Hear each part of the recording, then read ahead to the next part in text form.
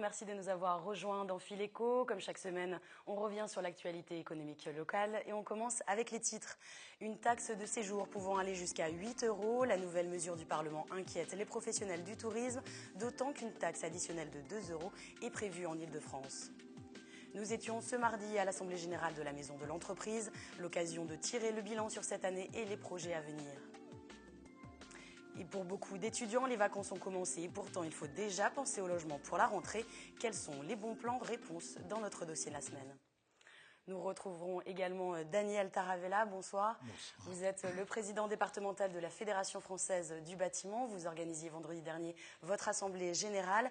Nous reviendrons du coup sur la situation actuelle et également sur vos positions dans l'entretien. Mais avant, on passe aux infos de la semaine.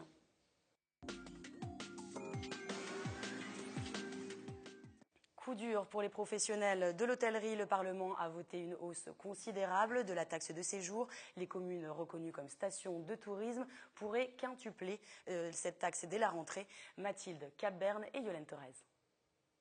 Les taxes de séjour pourraient connaître des aménagements. 2 amendements ont été votés la semaine dernière. L'un prévoit une augmentation possible de 500% pour les hôtels 3, 4 et 5 étoiles, passant ainsi de 1,50 € à 8 €. L'autre, spécifique à la région Île-de-France, planifie une taxe additionnelle de 2 €. Le but, financer les transports en commun de la région. Par exemple, une famille de 4 personnes passant une nuit dans les Yvelines pourra payer jusqu'à 40 € au lieu de 6 actuellement. Une mesure jugée trop importante pour le département du tourisme des Yvelines. Soit ça impacte le visiteur, le touriste directement, soit ça impacte l'hôtelier qui, lui, verra ses marges réduites. Et par les temps qui courent, avec effectivement les baisses de fréquentation qui peuvent être engendrées par la crise, c'est pas une période extrêmement favorable pour faire ça. La région Île-de-France est l'une des destinations les plus visitées au monde. La crainte que les visiteurs aillent plutôt vers la concurrence comme Londres ou les pays de l'Est. La solution pour le département, augmenter la qualité des hébergements pour défier cette concurrence. Mais attention, cette nouvelle contribution est plafonnée à 8 €. Les mairies pourront fixer leur prix. En revanche, la taxe additionnelle de 2 € est imposée. Dans les Yvelines, 9 communes ont adopté la taxe de séjour. Et donc même si ces 8 € ne sont qu'un plafond, cette mesure est fortement critiquée, même dans la majorité. Laurent Fabius en tête, des aménagements pourraient donc voir le jour. Bilan positif pour la Maison de l'Entreprise. Cette institution organisait mardi son assemblée générale en présence de ses partenaires. Les actions passées et à venir dans ce reportage réalisé avec Juliette Pousson.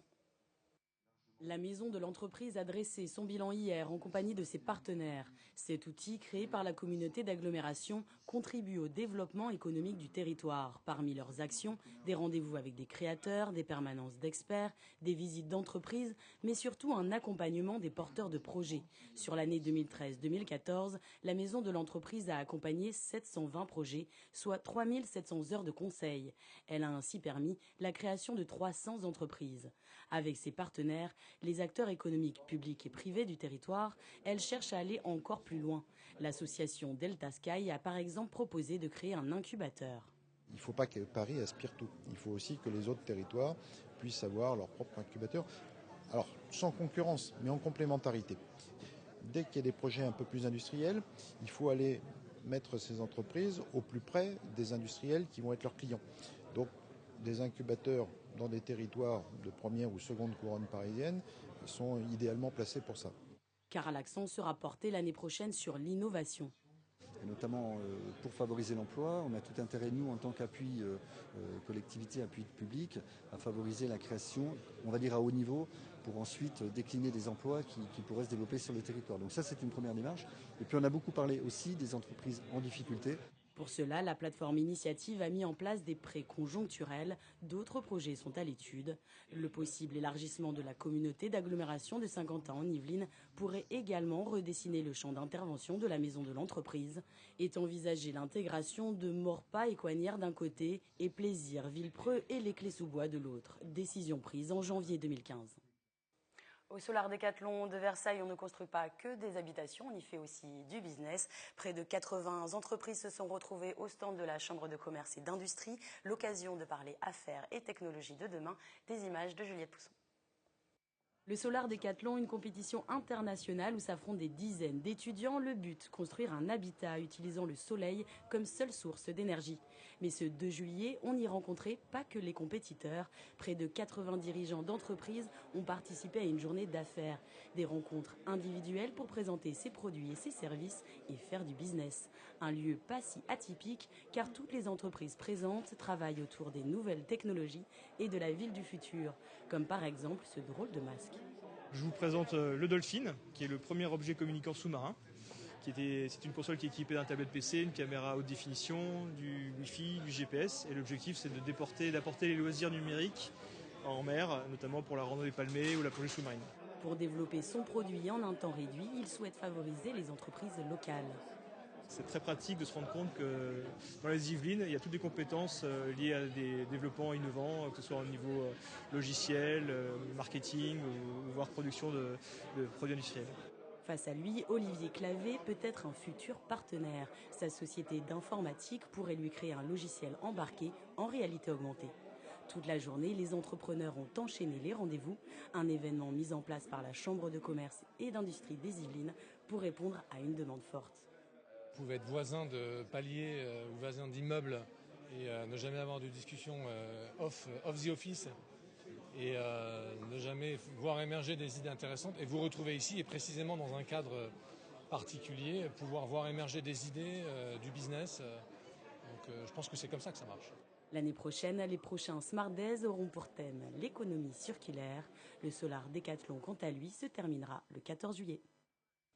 Et le stand de la Chambre de commerce et d'industrie reste ouvert jusqu'à demain. Vous pourrez y découvrir les innovations technologiques des entreprises yvelinoises.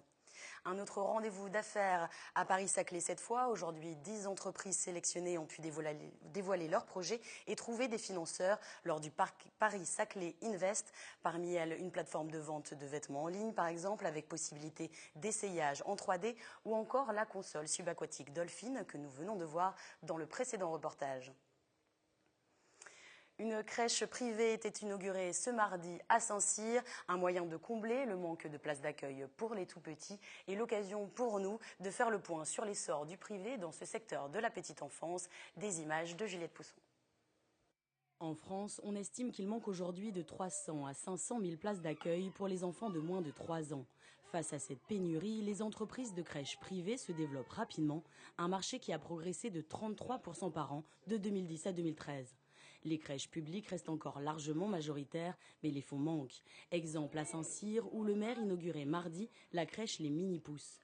Ce lieu est géré par l'entreprise La Maison Bleue, un moyen pour la ville de proposer des places à ses habitants en minimisant les dépenses.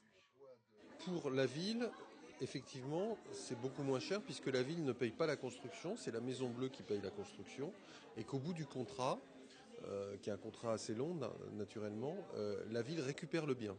Pour le fonctionnement, comme une bonne partie des places sont commercialisées auprès d'entreprises qui payent les places pour leurs salariés, en fait la ville ne paye qu'une partie du fonctionnement. Car sur les 40 places d'accueil proposées, la moitié est réservée à la municipalité, l'autre aux entreprises. Pour les parents, le coût reste identique à celui d'une crèche municipale. Pour ces spécialistes de la petite enfance, l'objectif est aussi de se distinguer pour gagner des parts de marché. La Maison Bleue met l'accent sur le développement durable. Niveau pédagogie, on insiste sur le rythme de l'enfant et on attache une attention particulière aux repères. L'enfant mange toujours à la même place, toujours avec la même personne, dort toujours au même endroit. Voilà, il y a des choses comme ça qui se répètent tous les jours et qui créent en fait une sécurité affective chez l'enfant. Autre entreprise de crèche privée, les Petits Chaperons Rouges. Elle fait partie des leaders du marché et enregistre plus de 100 millions de chiffres d'affaires. Ici, on adapte les modes d'accueil en fonction des besoins des parents. Spécialistes des crèches interentreprises, ils proposent des places dans tout leur réseau, même en urgence. Dans le département, on compte en totalité 14 800 places d'accueil pour les moins de 3 ans, dans 378 établissements.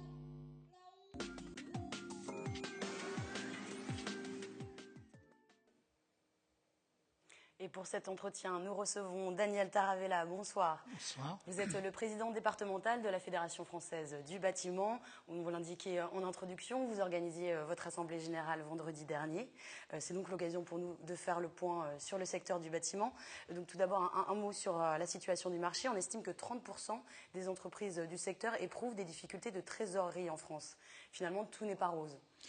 Tout est loin d'être rose et ce que vous venez d'indiquer au plan national s'avère identique en ce qui concerne au plan départemental, puisque si vous voulez, pour vous donner quelques chiffres, aujourd'hui nous avons à peu près 83% des entreprises qui ont un carnet de commandes qui se limite à 2 mois, 30% qui ont un carnet de commandes qui se limite à 1 mois, c'est-à-dire qu'elles travaillent pratiquement au jour le jour. En 2013, nous avons perdu sur le département environ entre 800 et 1000 emplois. Les prix de marché ne cessent de baisser et aujourd'hui, on a des prix de marché qui sont inférieurs aux prix de production, ce qui fait que les choses ne peuvent pas avancer de cette façon-là. Les prix de base, par contre, augmentent. C'est-à-dire, effectivement, les matériaux continuent à augmenter, les charges augmentent bien évidemment, tout au moins c'est notre sentiment. Donc la seule chose qui diminue, ce sont les prix de vente, et ce qui pose bien évidemment de gros problèmes. Et si vous voulez, il y a un ratio qui était à peu près constant ces dernières années, à savoir que en matière de liquidation d'entreprise, le bâtiment a toujours plus ou moins représenté environ 30%. Or, sur les 3 ou 4 derniers mois, on peut considérer que c'est monté à 40%. Alors, vous l'indiquez depuis quelques mois, la concurrence déloyale a aussi une place est aussi une des causes, pardon. C'est toujours le cas actuellement? Alors, bien sûr, c'est une cause extrêmement importante, à savoir que beaucoup d'entreprises utilisent ce que j'appelle de la main-d'œuvre low cost, qui vient d'ailleurs essentiellement des pays de l'Est, mais sans faire de longs discours. Aujourd'hui, une entreprise sérieuse qui respecte la législation, qui respecte les lois sociales, doit vendre les heures de compagnon entre 60 et 70 euros. Et ces gens-là arrivent à se vendre, je dis bien à se vendre, à 18 ou 20 euros de l'heure. Donc bien évidemment, le différentiel est extrêmement important et il provient en grande partie du différentiel de cotisation sociale, puisqu'on considère que le différentiel entre les pays de l'Est et la France est de l'ordre de 35%. La loi contre le dumping social ne changera pas la donne, elle a été votée fin juin. Alors je pense que c'est effectivement une avancée, puisqu'elle va permettre de responsabiliser un certain nombre de donneurs d'ordre qui jusqu'à présent ne s'inquiétaient pas de tout cela, tout ce qui les intéressait. Une personne pourrait être accusée, même si c'est son sous-traitant par exemple qui est en tort. Voilà, cela étant, subsistera le fait que cette main-d'œuvre ne respecte pas les horaires légaux de travail, c'est-à-dire qu'ils travaillent facilement 10 ou 12 heures par jour, qu'ils travaillent le samedi et le dimanche sans problème, et le seul moyen d'y remédier, ce serait de faire des contrôles un peu plus efficaces. Mais chacun sait que les contrôles les week-ends sont un petit peu moins nombreux. Voilà. Alors rapidement, il y a des mesures qui vont quand même dans votre sens. On parle par exemple au CICE ou au pacte de responsabilité. C'est une avancée là. Alors le CICE, effectivement, c'est quelque chose qui est intéressant pour les entreprises. Ce qu'il faut dire que très peu de petites entreprises jusqu'à présent l'ont utilisé. Parce qu'au premier abord, même si ça ne l'est pas réellement, ça paraît toujours un petit peu compliqué, donc il y a un mouvement de recul. Pour le mettre en place. Et d'autre part, ce qu'il faut dire aussi, c'est que les entreprises qui pouvaient demander l'anticipation pouvaient le faire, mais ce n'est pas gratuit puisque ça revenait en quelque sorte à demander une avance de trésorerie avec un taux d'intérêt à payer à la banque. Bon. Et en ce qui concerne le pacte de solidarité, donc bien évidemment, nous accueillons avec favorablement tout ce qui est baisse de charges, encore que nous avons tendance à penser que c'est un petit peu un rendu de ce qui nous a été amputé au cours des années précédentes. Mais aujourd'hui, le gros problème de nos entreprises, c'est l'activité. Or, quel que soit, j'allais dire, le niveau de charge, si les entreprises n'ont pas d'activité, elles ne peuvent évidemment pas ni embaucher ni investir. Donc, pacte de responsabilité nécessite forcément de la croissance. Alors, le compte temps pénibilité a été retardé, tout du moins pour 1 an. C'est une bonne nouvelle, en tout cas pour votre fédération. C'est une bonne nouvelle, effectivement, le fait qu'elle soit retardée. Maintenant, il va falloir tout de même se pencher sur le contenu, puisque pour le moment, le contenu reste le même que ce qu'il était. Or, je rappelle que c'est quelque chose qui est absolument ingérable au niveau d'une PME. Pour vous donner toujours des choses concrètes, la fameuse fiche de pénibilité, qui est une fiche journalière à tenir par ouvrier. Imaginez une entreprise d'une quinzaine de personnes où vous avez un chef d'entreprise et une collaboratrice. À arriver au bout de l'année, ils vont avoir fait quelque chose comme 3700 ou 3800 fiches. C'est quelque chose d'absolument impensable. Alors, on va conclure avec les réformes autour de la transition énergétique, qui sont quand même un gros point pour l'avenir, en tout cas, de votre filière. Des formations sont mises en place, notamment au sein de votre fédération, pour avoir la reconnaissance Grenelle Environnement. Seuls les artisans qui auront ce label permettront en fait d'obtenir des aides publiques pour les travaux de performance énergétique. Je pense au crédit d'impôt développement durable, le CIDD, et également à l'éco-prêt à taux zéro. Là, ça se met en place, et c'est quelque chose qui va pouvoir... Et valoriser en tout cas vos artisans. Tout à fait. Bon, disons que c'était un marché qui était un petit peu en sommeil, parce que ça a un coût pour les clients, mais c'est vrai que le plan qui a été annoncé par Madame Royal est une avancée incontestablement. Maintenant, il va falloir le traduire dans les faits. Très bien, je vous remercie beaucoup en tout cas pour votre participation sur ce plateau. Merci. On passe tout de suite au dossier de la semaine.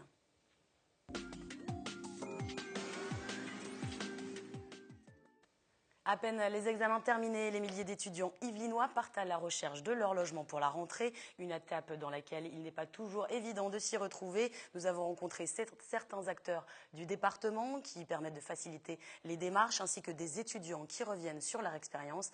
Un dossier réalisé par Yolène Thorez et Romain Ruspini avec l'aide de la rédaction. Je recherche un truc à 100 minutes de la fac, assez grand, pas trop cher. La course au logement a débuté pour les étudiants.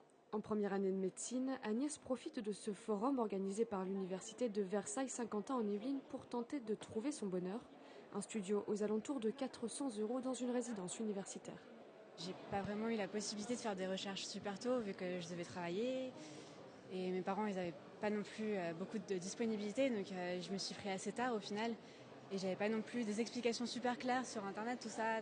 Étudiant en médecine aussi, Jugurtha de son côté s'est fixé un budget de 500 € maximum et les recherches semblent plutôt compliquées. Je pense que cette année c'est un petit peu mal parti et je vais peut-être rester chez mes parents.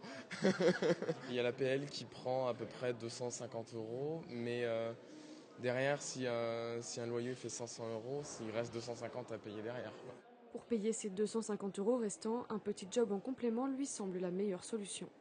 J'ai déjà un petit peu tâté le terrain à Carrefour qui m'ont dit probablement peut-être que pour l'année ça le ferait, mais là aussi il faut voir selon l'emploi du temps de ma fac si c'est compatible, donc on va voir. Ce forum logement est aussi l'occasion de rappeler quelques règles essentielles. Il faut être vigilant sur le loyer, savoir si les charges sont comprises ou ne sont pas comprises dans ce loyer, et puis vraiment visiter le logement pour s'assurer que tout est conforme à ce qui avait été convenu par une annonce. Établir un état des lieux précis, parce que voilà, des fois on n'est pas vigilant à notre entrée dans les lieux, mais finalement à la sortie, du coup ça peut être après ponctionné sur le dépôt de garantie laissé par les étudiants, ce qui est vraiment dommage. Colocation, chambre chez l'habitant ou encore studio indépendant, les offres sont multiples et variées pour les étudiants. Pour s'y retrouver, Yvelines Information Jeunesse, basée à Versailles, propose de rencontrer les étudiants et de les aiguiller. Un des premiers conseils, se constituer un dossier solide. Il y a des pièces de base qu'un propriétaire peut demander, notamment une photocopie d'une pièce d'identité. Il peut également lui demander, si le jeune est étudiant, un certificat de scolarité. Il peut lui demander également, si le propriétaire va demander un garant, il demandera aussi des pièces par rapport à ce garant-là, notamment contrat de travail du garant avec 2-3 dernières fiches de paye pour voir à peu près les ressources et savoir si c'est envisageable ou pas en fonction du prix du loyer que demande le propriétaire. Ce centre d'information propose également un service de mise en relation entre étudiants et propriétaires. Parmi les locations, il y a le studio indépendant en résidence. D'après la conseillère, prévoir un budget moyen de 500 € par mois pour environ 20 mètres carrés. Pour une centaine d'euros moins cher, il y a aussi les chambres indépendantes, avec cuisine et salle de bain partagées. Le bon plan, c'est aussi la chambre chez l'habitant, avec un budget compris entre 300 et 400 euros par mois en moyenne. Mais il y a également la colocation chez l'habitant. C'est le choix qu'a fait Olivier. Il y a 3 ans, ce Vendéen arrive à la Verrière pour faire ses études d'infirmier. Il regarde d'abord les appartements mais se rend compte que c'est trop cher. Il se tourne alors vers les chambres chez l'habitant via un site de mise en relation entre particuliers. Dès la première visite avec ses parents, c'est le coup de cœur. C'est chez l'habitant, mais au final c'est très indépendant, donc c'est comme un petit studio. Sauf qu'après, quelques contraintes chez l'habitant, on ne peut pas forcément... quand on est étudiant, on aime bien faire des fêtes, on ne peut pas forcément ramener trop de monde, il faut être respectueux, on n'est pas forcément chez nous, mais c'est indépendant. Pour 380 euros par mois, toutes charges comprises, Olivier dispose d'un studio entièrement meublé avec une entrée indépendante. Donc là, c'est la partie de la cuisine, donc qui est aussi indépendante, juste pour les étudiants. Donc on était 2 à se partager la cuisine, donc très bien. Ils étaient 2, en effet, durant 3 ans à se partager cuisine et salle de bain. Les propriétaires à l'étage, eux au rez-de-chaussée, une sorte de colocation chez l'habitant. C'est devenu un de mes meilleurs amis, je ne le connaissais pas du tout quand je suis arrivé. Et puis on a super sympathisé pendant les 3 ans, ça reste une coloc, donc le soir on mangeait ensemble. L'avantage aussi, c'est qu'en cas de problème, les étudiants ne sont pas livrés à eux-mêmes. Moi en tout cas ici, je pouvais compter sur mes propriétaires. Là par exemple, mon ordinateur m'a lâché il y a une semaine, du coup j'ai pu utiliser leur ordinateur pour faire mes recherches d'emploi, etc. Donc ça c'est pratique. Maintenant qu'il a obtenu sa licence, Olivier rentre chez lui en Vendée à la recherche d'un travail et compte bien renouveler l'expérience de la colocation là-bas. Pour les propriétaires, l'heure est à la recherche de nouveaux locataires. Cela fait 6 ans qu'ils se sont lancés dans cette expérience lorsque leurs 2 enfants sont partis de chez eux. La maison était grande, quoi. Et puis finalement, ces jeunes, je suis bien. Je suis bien. Là, je sais il y a une présence en bas, et puis c'est sympathique finalement. C'est sympa parce que bon, ils ont besoin de quelque chose, ils montent là-haut. On part en vacances, ils me gardent la maison. Besoin de bricoler les mobylettes, des trucs comme ça. Enfin, c'est vrai. C'est la famille, quoi. Ils ne s'en cachent pas, cela leur permet aussi d'avoir un complément de revenus. Ils proposaient jusque-là 2 studios, celui d'Olivier et un autre un peu plus petit à 365 euros, toutes charges comprises. Dès la rentrée, ils proposeront en plus ce tout nouveau studio totalement indépendant pour 440 euros, toutes charges comprises. Quelques conditions sont à respecter. On tient à voir les parents parce que, comme je vous dis, on laisse notre maison, il y a le garage, ils vont dans le garage parce qu'ils se servent de la machine à laver. Je leur prête ma machine à laver, mon congélateur un petit peu, donc ils sont un peu comme chez eux, quoi, finalement. Donc je veux avoir confiance quand on part un peu. Comme tout étudiant non boursier, leurs locataires pouvaient bénéficier d'aides financières telles que l'aide personnalisée au logement versée par la caisse d'allocation familiale. Elle est variable selon le type de logement, la composition de la famille, la situation professionnelle ou encore les revenus personnels des 2 dernières années. Pour les étudiants en alternance ou en contrat de professionnalisation, il y a aussi une autre aide appelée le Mobili Jeune. Ça peut être une aide supplémentaire, c'est déduction faite de l'aide au logement qui est versée aux jeunes. Donc voilà, ça peut aller jusqu'à 100 euros par mois, ce qui n'est pas négligeable. Pas négligeable non plus l'avance Locapass. Elle permet à tout étudiant ne pouvant pas financer son dépôt de garantie de bénéficier d'une avance gratuite. Ça peut faire lourd à un jeune, lorsqu'il arrive dans un logement, de sortir et un mois de dépôt de garantie, plus le premier mois en cours, calculé au prorata bien sûr du nombre de jours qu'il va faire. Et voilà, ça peut être une somme assez lourde, donc il y a le dispositif Locapass qui peut l'aider, l'avance Locapass. Donc ça veut dire que c'est pas le jeune qui va avancer cette somme-là, c'est le dispositif et c'est sous forme de prêt sans intérêt. Le jeune rembourse ensuite en petite mensualité le prêt qui lui avait été avancé, 20 euros minimum par mois sur 36 mois maximum. D'après Lucille Guérin, il vaut mieux s'y prendre dès maintenant pour se loger à la rentrée. Depuis le début de l'année, le service Yvelines Information Jeunesse a accueilli plus de 500 jeunes.